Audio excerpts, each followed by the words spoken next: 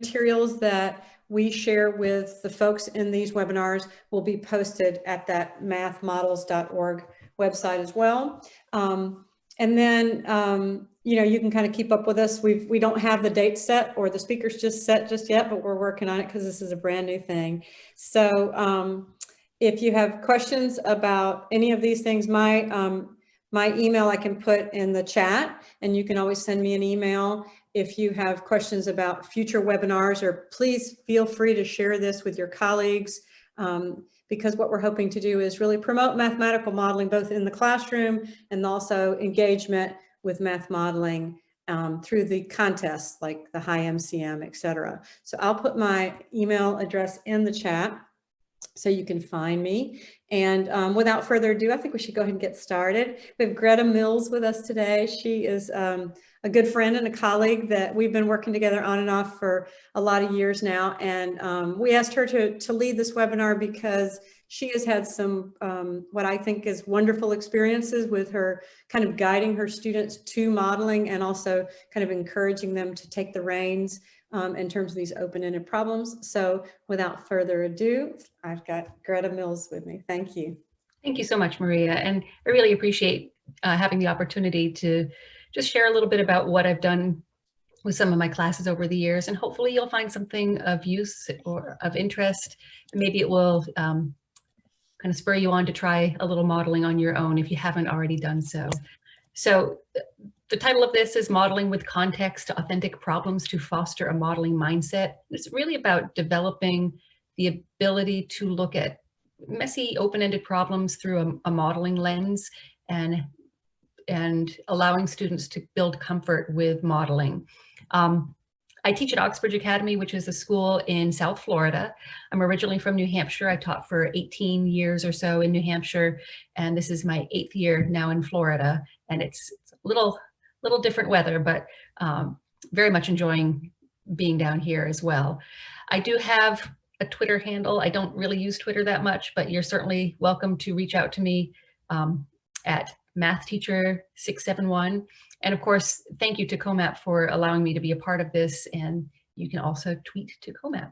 So our goals for today, the goal I have is just to kind of reintroduce the modeling process. If you're familiar with it, it's just a reintroduction. If it's new to you, it's going to give you some guideposts along the way. And then the idea that we really all have problems. We all have problems, but there are problems that exist in our schools, in our communities, in our, even in our homes, where math can help us to come up with an optimal solution or a way of trying to resolve maybe a messy problem. So to get started, we'll look at some modeling resources. Contests are a big resource for this. My students just finished the HiMCM contest. I've been doing that with my students since 2004 with varying levels of success. And it's always interesting and always really rewarding for the students to be able to go through the contests and to see how math is used in something that they might not think of as being mathematically quantifiable.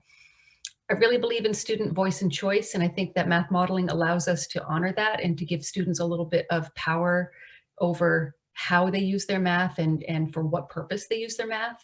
And then we'll take a look at some local problems. And the two that really spoke to me when I was thinking about this webinar was one that I did 10 years ago. I can't believe it's been just about 10 years, which was to help a school redesign the parking lot.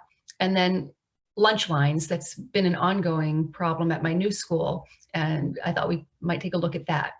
And then if we have time, there are a couple of introductory steps that we can go over about how to develop a modeling mindset. So little bite-sized bits of modeling to get students thinking more from a modeling perspective. And then we'll look at some additional resources as well. So you may be very familiar with this diagram. It's in Math Modeling Handbook, it's in the game report, it's here, there, and everywhere. And it really does a nice job of showing the iterative nature of modeling. So you encounter a real world problem that you think you might be able to quantify mathematically. And so you spend some time trying to figure out what it is that you're defining. So what really is the goal of this particular problem? You start looking at some of your assumptions, you define your variables, and that goes round and round as you work through understanding what your problem is, to how you define your variables, which then helps you to further refine what your problem is. And then your assumptions come into play as well. And that's really kind of the play time for modeling, where you get to play around with different quantities, play around with different ideas, and start to let the modeling process direct you to what your solution is going to look like. And then you might get a solution, you'll start checking it to make sure that it makes sense. You'll do some analysis, maybe some sensitivity analysis, maybe some just real world analysis. Does this even make sense in the real world? And go back through the cycle. And you really just kind of reiterate throughout this entire problem until you either hit a deadline or you are satisfied with the results of your solution. So this is what guides me when I start introducing modeling problems into the curriculum is, can I give them the time to play with this problem? Can I give them the time to revisit this problem? How do we get a solution? How do we report our results, etc. So some great resources. There are modeling competitions. My students have participated in both of these contests. There's the COMAP contest, which just finished yesterday at 8 p.m. And my students were finishing at 8 p.m. And the first contest, I believe, was in 1999 for the high school level. And my school in New Hampshire started participating in 2003, I want to say. And then I came on board in 2004 to start just trying the problems with my students. And they were so interesting and really so open-ended and so relevant in many ways that it's just been a really good resource. And they post all of the problems on the COMAP site, actually at Math Models. They post all of the problems. There's also two other contests. I've not participated in these. One is the mathematical contest in modeling, and the other one is the interdisciplinary contest in modeling. Those are geared towards high school and college level students. There is an additional contest for students who perform well in the HiMCM, and that's the International Mathematical Modeling Competition, or the IM²C, I think. And my students have participated in that a few times. In the spring, another option is the MathWorks Math Modeling Challenge, the M3 Challenge, and I believe the first contest for that was in 2006. And Maria has been a judge for the COMAP contest, and I've been a judge for the MathWorks Math Modeling Challenge, and they're very similar in a lot of ways and very different in many ways as well, both providing some really neat open-ended problems, really relevant contemporary problems. Sometimes they're very large scale, like solve the national debt, and sometimes they're a little bit more close to home. And for me, I like to start looking close to home to bring relevance to what we're doing with our math models in my classes. So the reason I like to do that is I like to give students voice and choice. I like to give them some say in what they're doing, and I like to give them some opportunities to make some choices. And I really think that modeling empowers students to make real decisions when they see that this is not a textbook problem where you get the answer and then you move on to the next problem. When they see that this is actually maybe helping to improve their community, helping to improve somebody's life, helping to improve something real, it's a very strong sense of empowerment. Modeling gives each student the opportunity to participate according to their strengths. So I love the collaborative nature of modeling, and you can get people with very different skill sets coming together to work on the same problem, and they help support each other and strengthen each other while also being able to use their own strengths. Maybe they're a good writer, maybe they're a good programmer, maybe they're really good at organization. This is a real good opportunity to kind of delegate according to each strength. Modeling engages all students by offering problems that are of genuine interest and possibly concern to the students. One of the problems we're going to be looking at is the lunch line. I found that the lunch is a big concern to students on so many different levels. Modeling validates student efforts by ensuring that there is an authentic audience. A lot of the projects that we've done, I'm not the audience. They're not doing this for me. They're doing this to present to the school board. They're doing this to present to administration. They're doing this to present to the town. So something where they actually have a true audience makes it really an authentic experience for them, and it also means that they see the meaning in their efforts. And then, of course, modeling provides context for math and its applications. I never hear students say, why are we learning this, when we do activities, problems, projects from a modeling perspective. It's embedded in the problem itself. So we all have problems. Back in 2010, I was fortunate enough to get a sabbatical leave from my school through the state of New Hampshire, where I got to go to different schools around the state and work with high schools on introducing modeling into the curriculum. And there was one school, Fall Mountain Regional High School in New Hampshire, that they asked if I would work with their geometry class. And the teacher actually said, we have this real problem. I don't know if it would be a good problem for us to explore, but it seems like it might be something that fits really well into the geometry curriculum. We're going to be repaving and redesigning the parking lot. Maybe this would be a great opportunity for the students to weigh in. So we brainstormed a little, the teacher and I brainstormed before coming together to introduce this project. You know, what is it that we're trying to optimize here? What do we want to have? Do we want to have more spaces? Are we concerned about traffic flow? Are we concerned about buses? Do we have enough handicap parking? Is the lighting sufficient? Are we worried about where, because it's New Hampshire, are we worried about where are we going to put the snow? So we gave it to the kids. We said, you know, we have a blank slate. I mean, there's a few things that can't change. You can't change where the roads are. You can't really change the access to the parking lot, but maybe you could redesign the parking lot so that it is more effective as a parking lot. And you have to decide what that means. Is it because we can now house more cars? Is it because it's got better traffic flow? Is it because it's more accessible for people who need access? You know, what is it that we're trying to accomplish here? So one of the things we looked at was types of parking spaces. And there's a lot of information available. I researched through the state of New Hampshire what the parking space guidelines were, and presented the students with these various types of parking. We could do parallel parking, not my favorite kind of parking. I would prefer not to have that, but that's really good if you don't have a wide driveway or a wide access. So this, I think this is saying we got 20 feet, 6 inches. That would be the minimum access you would need to be able to institute parallel parking. If we start looking at angled parking, well, there's a few different types of angled parking that are pretty standard. You could do the 30, the 45, or the 60. And you can see that, you know, depending on the width of your drive, you could have anywhere from the 30 to the 60, kind of depends on the width. So the wider it is, the larger the angle would be. So if you've got a very narrow drive, you could actually do 30-degree angled parking, but that ends up taking up a lot of space. You can't fit quite as many cars into the 4 spaces.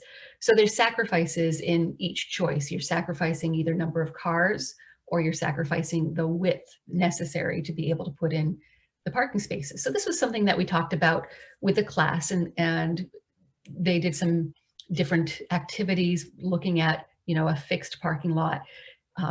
What is the impact of going to 30-degree angled parking versus head-in or perpendicular parking, and looking at, you know, what do we give up, what do we gain, so that they could get a sense of what might work best in the parking lot that they were looking at. So that's something that can be done by hand, depending on what tools you have accessible. Most of the students, this was 10 years ago, most of the students did their work by hand. There's now so many free apps for dealing with dynamic geometry. You could use GeoGebra, Geometer Sketchpad. There are others that I don't even know about that would allow you to dynamically change the angle and therefore change the type of parking space that you have. So that's something that is really kind of interesting, and the kids found that fascinating, that just by going to 30-degree angle parking, you could fit more aisles in, even if you ended up losing parking spaces. So you kind of have to balance that out. Then there were accessibility requirements. We need to have a certain width between cars, between parking spaces, if we're going to have access. So this is 5-foot access here, shared by 2 parking spaces. And then over here, you need to have van accessible parking as well, which has a different requirement. So the students had to consider how to incorporate the accessibility requirement, and then where to incorporate it and how many to incorporate. So another piece of the accessibility is that there is a minimum number of accessible spaces that you need based on the total number of spaces available. So if you've got up to 25, you need at least 1 accessible space. If you've got up to 50, you need at least 2, etc. And it continues to increase from there. And for every 6 accessible parking spaces, you must have 1 van accessible space. So these were things that were not explicitly given to the students. Part of the process is researching what you need. So they needed to think about, the van accessibility.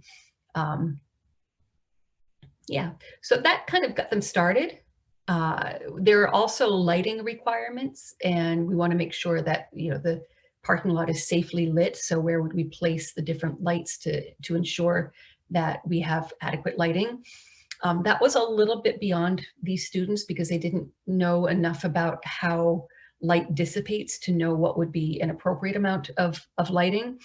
And then we also had bus parking, which they could understand that, and then snow removal, which they all could understand that. In fact, one group said, don't remove the snow. Everybody should come to school on their snowmobiles, because apparently everybody in that part of New Hampshire has a snowmobile. So they had a lot of fun with that. So for the results, this was the first opportunity that these students had to be able to really work on something open-ended. It wasn't a worksheet. It wasn't a theorem. It was really an accumulation of all the math skills that they had learned being applied to this really open-ended problem. And when they were told that they might have the opportunity to present their solution to the school board, that was really powerful. The students realized that they actually had a voice in this process and that they had something to offer that people would listen to. So that really made a big difference with these students. They wanted to know which team was going to be able to present to the school board. And we looked at all of the different projects. We looked at kind of their rationale behind their choices. And I wasn't able to be there when they presented to the school board, but I do know that they did present to the school board.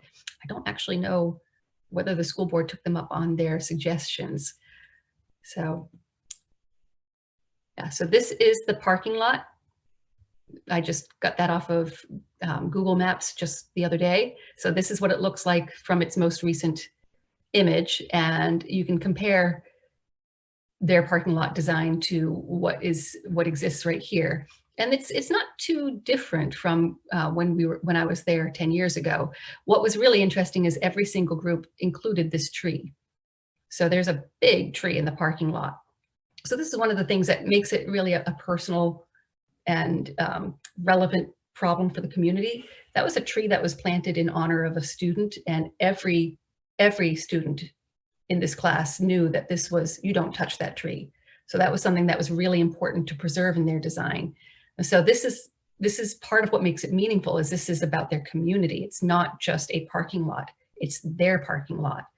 And you can see that they considered different ways to access the parking. So they have one-way parking or one-way travel for all of these stalls, which made for interesting traffic flow. I asked them to write up a summary, so a brief summary of the problem and the solution. And, some of them found this to be a great opportunity for them to be artistic as well, which was fine. It was a really challenging problem for them. So if I had to do it all over again, I think I would have focused on one thing. So to try to incorporate lighting, snow removal, bus parking, handicap access, different types of parking, traffic flow, that was really hard for a first activity. And I think a little bit more experience with the modeling process, they would have been able to synthesize all of that a little bit better. So what I would have done, and if I were to do this all over again as a first activity in modeling with a geometry level group, I probably would focus on just one aspect, like optimizing the number of parking spaces. And I probably would also include the handicap, because that does need to be a consideration. At my previous school, the way they handled needing more parking spaces is they just painted the lines closer together. So if I'd had an opportunity for my students to actually work on that, they might have come up with something that was a little bit safer, because there was a lot of door dings going on, and it was really challenging to get in and out of the spaces. So, you know, having the opportunity to weigh in on a school-related problem, I think is really, really powerful. So, and Maria, I know you're paying attention to the chat. I don't want to miss any questions that are happening in the chat. So if anybody has any questions, I would more than welcome them. Now, how long did the project take, and what mathematics did they use? So the project, they were given about a week, and it was block scheduling. So I think it was 3 class periods of 75 to 90 minutes. And there are a couple of really big geometry concepts. First of all, there was a lot of proportional reasoning, because they were working with a scale. And for some of them, they had never really worked with a scale. They had solved ratios, they had solved things involving proportional reasoning, but they'd never had to actually apply it to a scale diagram, or certainly not one that they actually understood as part of their community. So, you know, working with ratios and proportions, like scale diagrams, and then, you know, dealing with 30-60 right triangles, because we're dealing with 30-degree parking, 60-degree parking, etc., or 45-45 right triangles, and looking at, you know, the special angles there. But it wasn't about solving a 30-60 right triangle. It was about applying a 30-degree angle to a parking space. And what does that do to the length of the curb between the parking spaces? When it's 30 degrees, it's going to be longer than when it's 60 degrees, because you need a certain length for the car to be able to fit. Yeah, other questions? I think that's the only one in the chat right now. Feel free to type your questions in there. And then Greta, when Greta takes a break, we can make sure she answers them. Yeah. All right. So, like I said, if I had to do it all over again, I think it's good to focus on one thing. And I also this was inspired also in part by a competition question from COMAP. It was designing an airport. And so designing an airport might seem really intimidating and overwhelming, because we don't really know what the needs are for airplanes, you know, how much space do they need? And it's not quite as personal as a parking lot, but there's a nice similarity between these two design problems, in that, you know, we have to fit certain things, and we're really trying to optimize this design for traffic flow, for parking, etc. So I would highly recommend, I think it's the 2003, if I recall correctly, the 2003 HiMCM contest. Some really great questions in that contest and in the M3 challenge contest.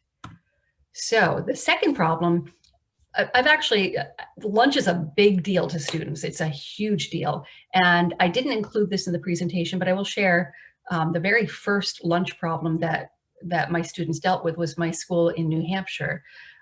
The elementary school came to our class and said, you know, we've got this problem. We've got our lunch accounts. Students are paying for lunch. Their parents are paying for lunch. And we've got 3 or 4 different systems for collecting cash. And again, this was in, you know, 2010, 2011, somewhere around that time. It might have been a little earlier than that. And they said, you know, we're having a hard time keeping track of who's paid and how they've paid and when they've paid and what lunch they're getting. And we need some help with the system to try to unify what we're doing, so that it's not the secretary that's sometimes collecting lunch money, or even the principal was collecting lunch money. So my students took that on, and you know, they presented to the elementary school board. And I had probably about 5 teams present to a member of the school board in class. And then the school board followed up with one of the teams and asked if they would present to the entire board. And they did a presentation on the system that they had chosen. It was an online payment system, and it had the ability to include, what snack they get, which meal they're choosing. So all of the things that they were doing manually on paper through different means, this team had actually addressed all of those issues and more, and they're still using that system today.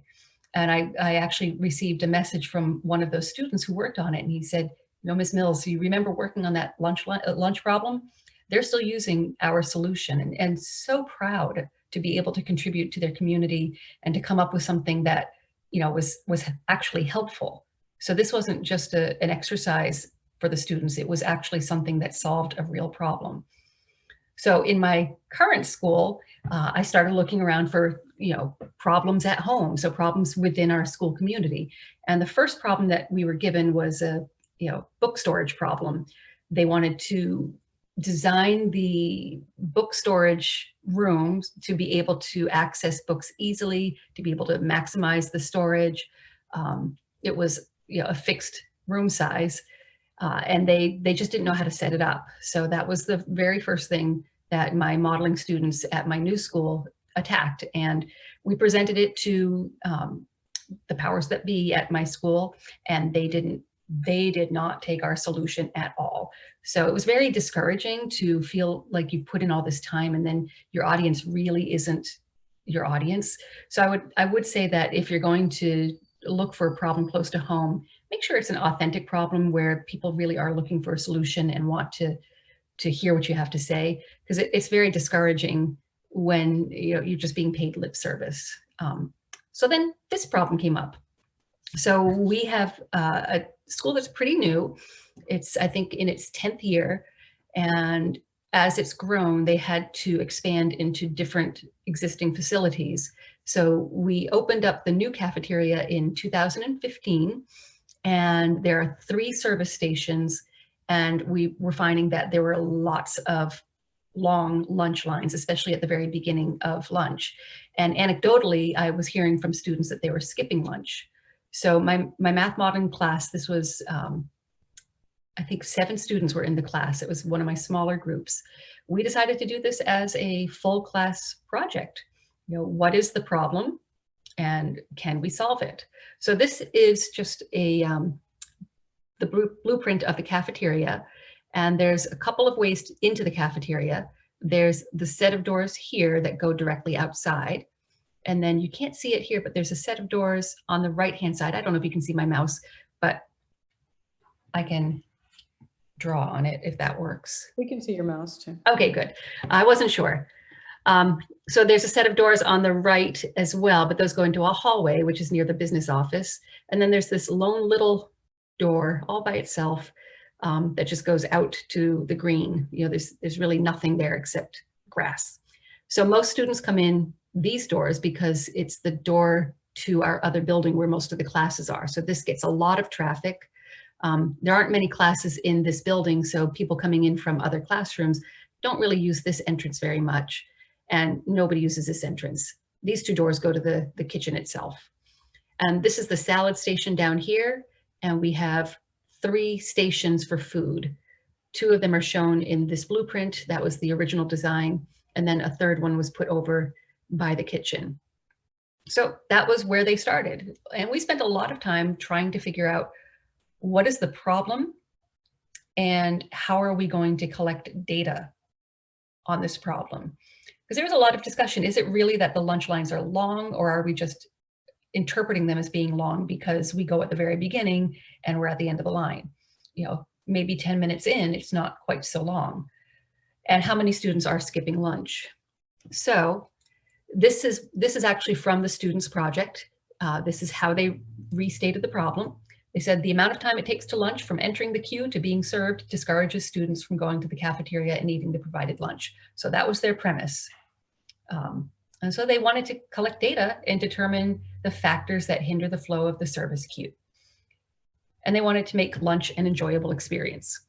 So one of my students had just discovered 3D modeling, and he was using Google SketchUp, which is, there's a free version available. And this was, 5 years ago when it was, really brand new and exciting. And he has populated it with all of the people in Google SketchUp. He had way too much fun. He put in the service station, he put in the tables, he put in the flooring. There's a little stage right here. He just went to town on this because it helped him to visualize. So part of the modeling process is defining your variables and defining your parameters. And so we've got service queue. That's the line before the service center. So these students would all be in the service queue. The service center would be the actual food service counter. So if you are in the process of getting food, you are considered to be at the service center.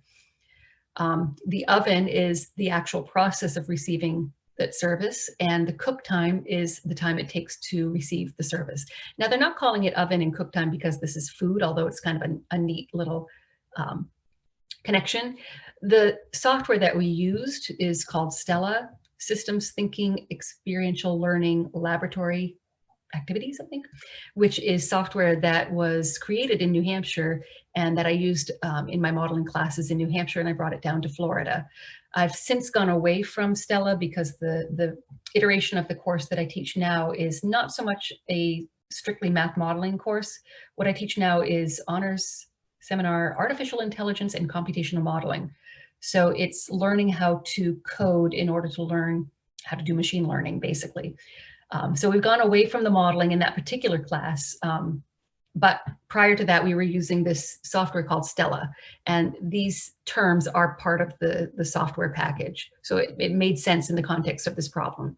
So then we've got our lines and our transfer time to leave a line. Okay. So here were some of their assumptions. So we have to make some assumptions in order to be able to make some progress in the problem. You got to narrow down some of the options within a problem. So their assumption was there is no cutting, that an individual will choose the line that has the least number of people, that lunch is served before 11:20 to the people who are in the cafeteria. Lunch starts at 11:20. Not every person at Oxbridge eats lunch.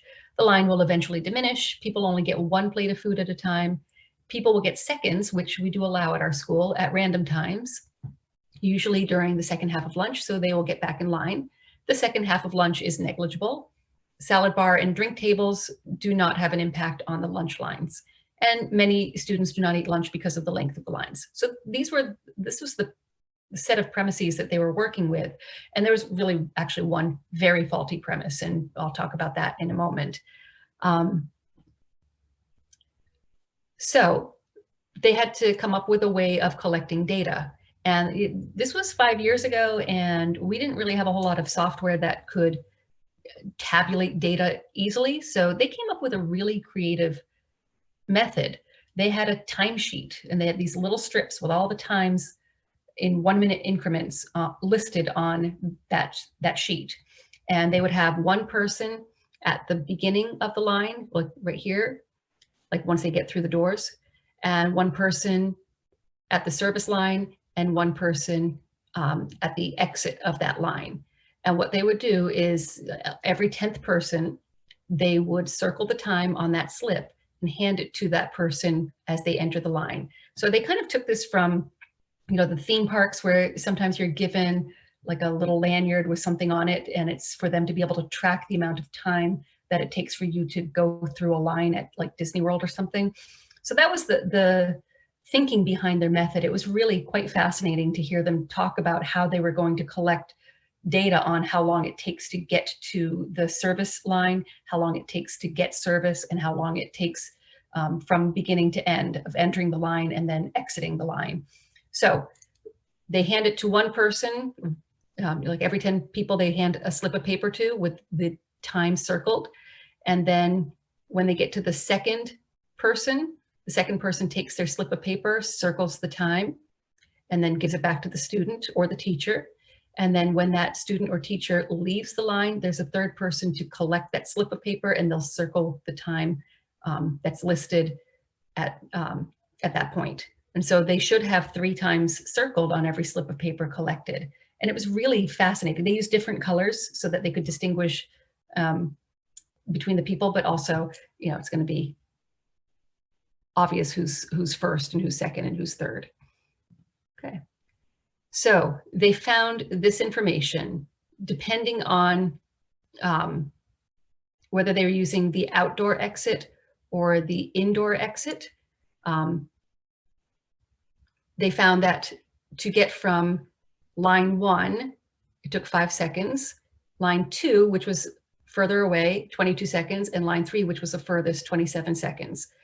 And they also calculated the amount of time it took from each line to get to the indoor exit, so that they could figure out how long does it take if you're standing at this food station and you go out this door or out this door. So they did that for all 3 service stations. You can see they put a little mock-up of the service station here as well.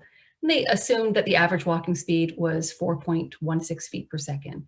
So I had a group of students going down to the cafeteria, walking from each station and timing themselves. So they took this very, very seriously. This was their base model. So the base model, it looks pretty complicated because this is an icon-based program. This is Stella, and we can see the different types of icons in here that have different functions. So these little things with the lines, they kind of look like your Disney World queues, and those are queues. So they allow you to go in a line, and it's first in, first out. And then we've got the conveyors, which you could think of that like being a walking conveyor belt, like at airports. How long does it take to get through this particular process? So this would be waiting time. And then, you know, all sorts of things built into this. And they found some really interesting results with their model compared to with their data. So they're able to actually use the data to create the model, and then they replicated the results within the model. So in the first 25 minutes of the lunch period, they found that, I think these are 2 different lines. One line, you know, went up to, you know, around 50 people within the first couple minutes, and then started to, you know, trickle off. So most people start to go to lunch for that particular line at the very beginning. The other line, I think not as many people went to. I don't see the third line there. And then this also showed the amount of time spent getting service, like how long does it take to get lunch? And you can see some really interesting behaviors here. So what they did is they looked at the 3 different service lines and looked at the number of people in line at any time. And their model was really pretty good. It showed that the lines got pretty long right away, it kind of leveled off, and then as we get towards the end of lunch, the lines would diminish to pretty much nothing. And this included the randomly going back to get seconds halfway through lunch. So one solution that they came up with is maybe we could add a food line. Maybe we could add a service station in the far corner of the cafeteria near that lone little door that doesn't go anywhere. And they found that helped. But the other option was to do staggered lunch times. You know, if everybody goes at 11:20, of course you're going to have long lines. But if half the school goes at 11:20 and half the school goes at 11:50, then you're going to be able to control the lengths of those lines. And they were able to demonstrate that this really cut down on the number of people in line and the amount of time that it took to get lunch. And this is a nice little visual of the line. So these represent the number of people in line, and you can see it grows pretty quickly and then it starts to taper off, and we didn't get the full 55 minutes, but it was pretty close. So in 2019, let me go back. So we presented the solution to the dining hall staff, administrators, business office, and talked about, you know, why don't we have 4 food service lines or perhaps staggered lunch times? And the 4 food service lines, it turned out to be not a practical solution because it costs a lot of money to buy the equipment, to hire the personnel to be able to man the stations. and to retrofit that part of the cafeteria to be able to handle the power usage of that equipment. Staggered lunch times, it just never took off. I don't know why. So this was another one of those situations where, you know, we did all this work, the students really felt good about their solution, but ultimately it didn't end up being instituted. So in 2019, we decided to revisit this problem. So I had a brand new group. It was, again, an entire group working on the problem, and we had some new parameters. In 2019, they started a senior privilege, and one of the senior privileges was a dedicated lunch line. So the seniors got first crack at that lunch line. And then after a certain amount of time, anybody could go to that lunch line. And I was curious as to how that would impact the length of the lines. And so they did a similar process for data collection, and they found that, you know, the senior lunch line really doesn't grow too big relative to the other ones, and then it dies down pretty quickly. But this graph is pretty consistent with what we found 5 years or 4 years prior. And yeah, they collected a lot of data. Yeah, how long, at what time did they arrive at lunch, and how many people were in the line. So the -3 means they shouldn't have been there. They came to lunch early. But the lunch line didn't get particularly long until about, you know, halfway through lunch. Greta, we do have a question. Someone asked, what math did they learn regarding the data collection methods? So the focus of this particular project was Q theory. So we were looking at an application of Q theory. The data collection was not really embedded in the curriculum for this project, but it was really about coming up with a way to get valid data for each of the 3 pieces of this particular project, you know, getting them when they get in line, when they get to the service station, and then when they leave the line. So, you know, it wasn't a specific math that they were using, but really just problem solving to make sure that they had data that was valid and not just make assumptions about how long it took. That was the direction they were going in originally. You know, I think it's going to take about 5 minutes to get through the line, and that's just not, they had a way of actually quantifying that. So I don't know if I've answered the question. I think you did, yes. Okay. Other questions? Oh, there was a question early on when you were trying to figure out the book storage problem. Someone was curious why they rejected your solution. That is such a good question. That is a question I'm still asking. You know, it was a really good solution. We had 2 or 3 teams work on it, and they came up with some really good solutions. And I don't really know why. What I can say is that they kind of shelved the idea, oh, no pun, they shelved the idea of the book storage room in favor of a school bookstore. So the space that was supposed to be book storage became the bookstore, and book storage ended up going into our library. So I don't think that didn't occur at that time, but I think maybe they were thinking in other directions by the time we were able to present to them. So it's one of those mysteries of life, you know, you ask us to do this and then you don't want to actually use our solution, but they ended up doing something completely different with the space. So thank you. And then I thought it was interesting that, you know, just a couple weeks ago, we have a new lunch update. So in 2020, nobody's using the cafeteria at our school. We have not been eating in the cafeteria all year. We started virtual. We went to hybrid shortly after Labor Day, and hybrid with half the school being allowed on campus at one time. So we'd have a 5-day rotation. And part of being hybrid was that we have to eat in our classrooms. And initially we were given carts with the meals for each class, and the teachers would distribute the meals. We got into a nice little groove with that. And then we started letting the seniors come back full time. So they started coming back full time at the end of October. And because we had more students on campus, having these carts filled with the food, it just was not manageable for the dining staff to be able to fill the carts for all of the students that were going to be on campus. So they had to change the way that lunch was distributed. Like lunch is a really big deal. Like it's a huge deal for all students, but it's a big deal for the adults in our building too, because our lunch is so amazing. We have a top-notch chef creating all of our meals. It's excellent. So it's a really big deal. So they set up 3 stations instead of in a cafeteria. They set up 3 stations throughout the buildings. We've got one in the building that houses the cafeteria. There's not many classrooms there. And then 2 in the building that houses most of the classrooms. And even though my classroom is closest to one of the stations, because more classes are closer to that station than the other one, we actually have to go to the one that's further away from us. So it was really, they didn't ask us to weigh in, but this was not something where we had the luxury of time. They had to come up with a solution. But the solution they came up with, I think, was really interesting.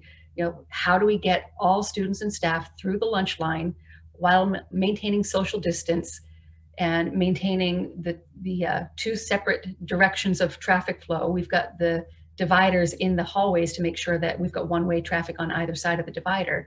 So they have some of us going outside to get to our lunch station and not travel the hallways. And then they've got everybody's route mapped out, and we all have to follow that route, which I think it's been very interesting, and it's actually been quite smooth. I would love to be able to maybe model this with my class and see, is there an even better and more efficient way of getting lunch to everybody that does meet the criteria of social distance and traffic flow and all of that. And we're going to be having all of our students come back if they choose to be full-time on campus right after the Thanksgiving break. So that's going to be interesting to see if we have to further refine our process. So again, this would be a really neat thing to model. I think that the students would very much be invested in this kind of a problem because it does affect them, and lunch is super important. Okay. All right. So one of the things I like about doing these kinds of projects is the feedback that I get from students. And I do course evals at the end of every year. And these are from the modeling class. I'm pretty lucky that I've been able to teach modeling. I've been teaching a dedicated modeling class since 2001. I taught it for 12 years at Hanover High School in New Hampshire, and then I've been teaching it at my current school, Oxbridge Academy. It's a dedicated modeling class. I would say that if you're interested in incorporating modeling, it's probably better not to have a dedicated modeling class. It's probably, if you want to get people on board, thread it throughout your classes. Don't have it be a separate and distinct course, because modeling really should be something that's integrated throughout each math course at whatever level the teacher feels comfortable. And this is the perspective that students have shared. This student, I love this, everything is applicable, everything. There was not one thing we did in this class that could not be taken and used in real life. Another student said the projects were so much fun and relevant to problems in society, which made them really interesting. So we didn't do just Oxbridge problems, we didn't do just school problems, but that was one facet of what we did. So you can go very small scale and look locally, and you can also go much more globally. I love the hands-on aspect and the fact that it went where it went. I don't know what that means, but I like that. It went where it went. I also like that we worked with Oxbridge problems. So they liked the fact that they were problems that were close to home, that they were meaningful to these students. The projects were interesting, and you actually saw how math was used in the real world. It also taught me how to write reports and executive summaries. So part of the contest requirements are that you write a full report. And so one of the things I started doing to make the students more comfortable with that task was I had them doing their own reports for projects. So every project we did, they had to write an executive summary, they had to have written work to expand on their summary, and they had to include references, appendices for any graphs, code, etc. So very much like a technical paper. So they really got some practice doing that. So when they experienced it with the COMAP problem, not an issue. And then finally, I think I've got like 9 minutes left. If doing a full-scale project like design a parking lot or redesign how we distribute lunch. If that's a little intimidating, one thing that I like to do in my classes to kind of build that modeling mindset is to do little tasks with the classes. And then we can start expanding on those tasks. So start with smaller, more accessible activities. These bite-sized activities can be a great way to introduce the students. It's also a great way to get your fellow teachers to buy into modeling.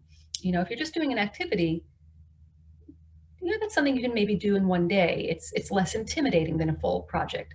What I also like about it is it does build student curiosity. So I have a couple of different, very much related tasks that I thread through our pre-calculus curriculum. So this is for our regular level pre-calculus, and we start with trigonometry. The first semester is all trigonometry all the time. And from day one to almost the end of that semester, that unit, these are the 3 activities that we thread through to get them thinking mathematically, thinking about modeling, thinking about the applications of math. So I call these mini models, and the common thread is that we're looking at indirect measurement, a big theme in some geometry courses and some trigonometry units as well. So day 1, what size should this flag be?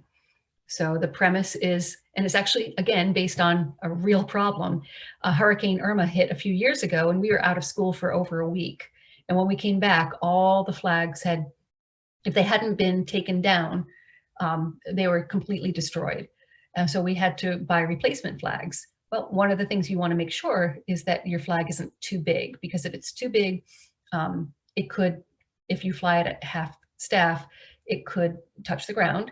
If it's too big, it could look super awkward. There's a big flag right off the highway near where I live, and it's way too big for that flagpole. It looks really weird.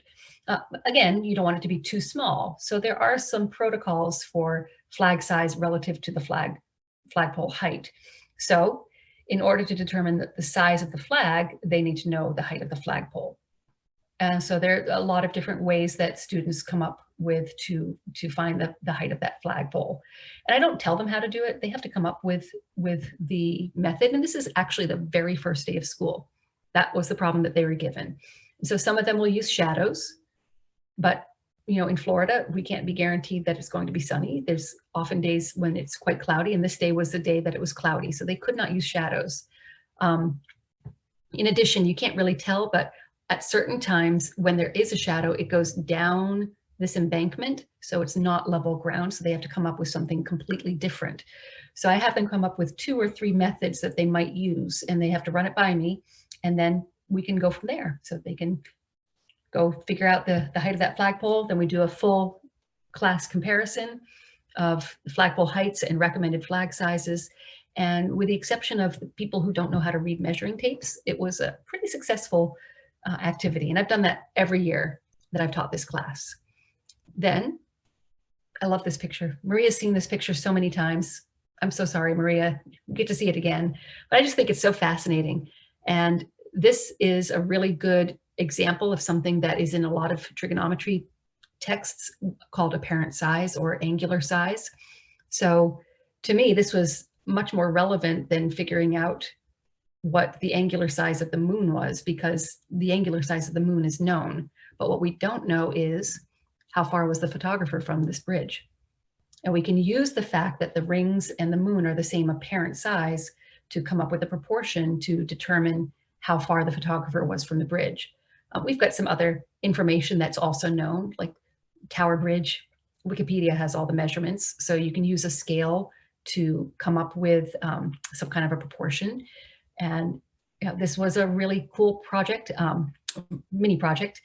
And I actually emailed the photographer to see if he could verify where he stood, and he was able to confirm that where we thought he stood was where he stood.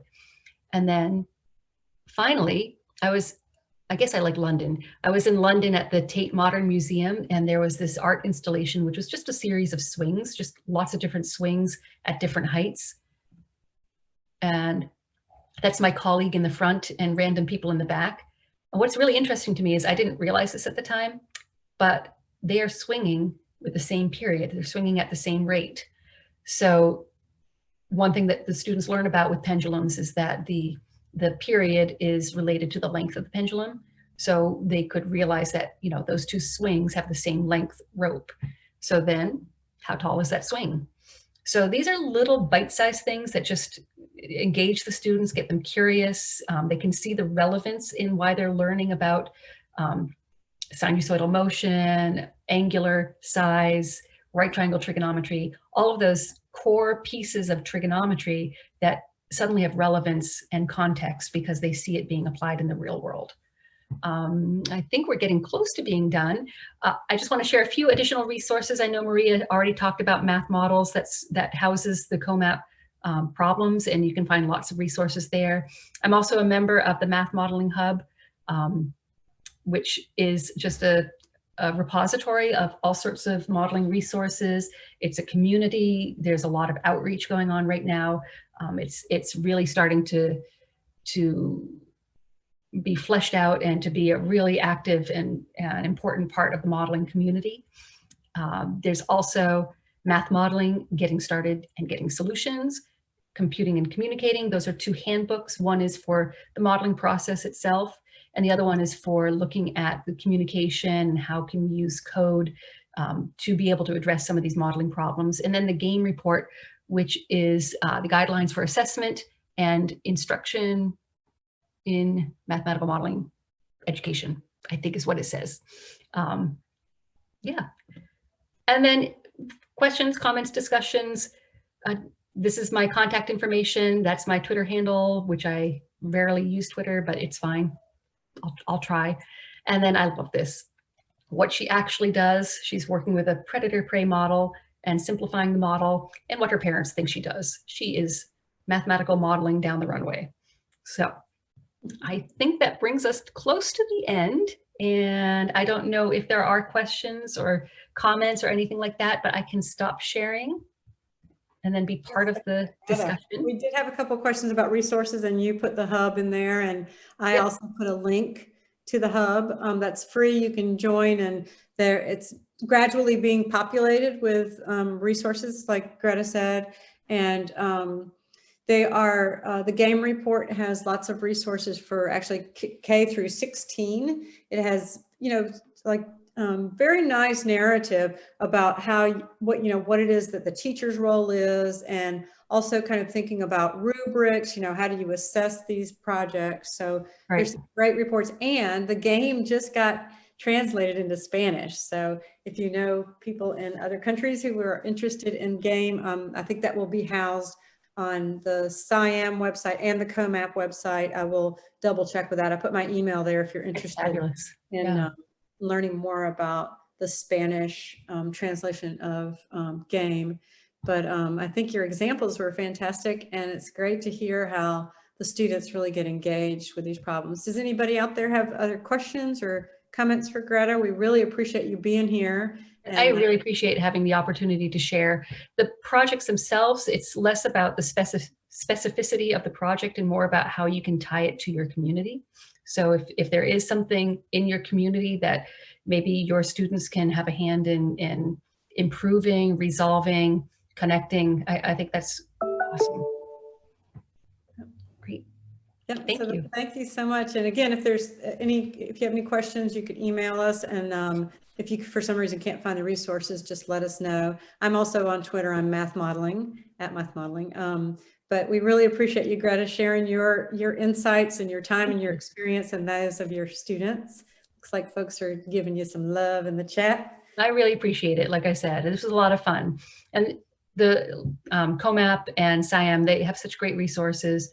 The Math Modeling Hub, also, like I said, it's really starting to get very involved in a lot of different things. So I think you'll be hearing a lot more from them as well. The other thing that COMAP has that I think is a great resource too is the consortium, the newsletter that talks, they really talk about what it is that folks are looking for when we're judging those contests. And it's not so much about kind of winning in a sense, it's great if you do a great job, but it's also just that camaraderie and the collaboration that students get to engage in when they do those problems. So thank you all very much. And thank you, Greta.